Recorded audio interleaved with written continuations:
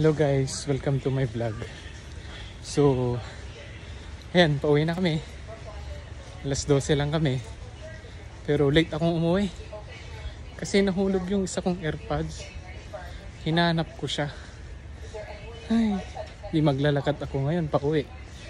So, ayan po yung mga product po namin. Pipino. Tapos, ayan, ang haba ng gawain namin. Yung meron pa doon, itong dinadaanan ko, section 1 to.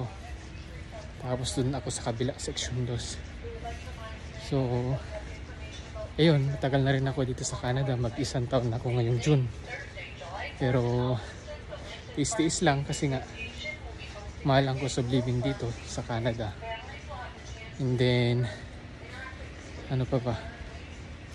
Kung gusto nyong pumunta ng Canada, i-goal nyo.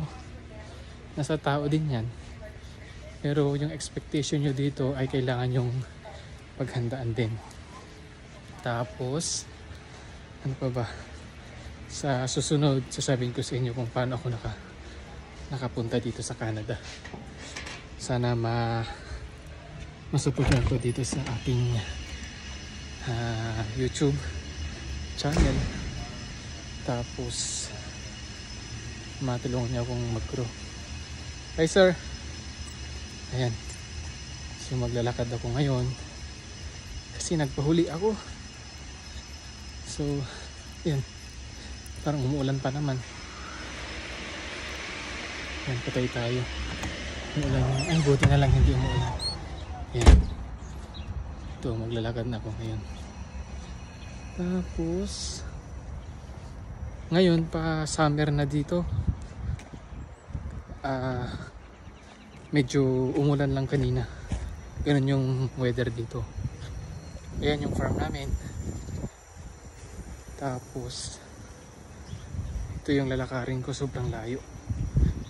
Pagpapakita ko sa inyo.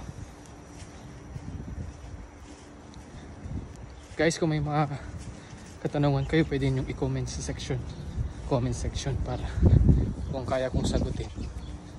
Okay, sasagutin ko siya.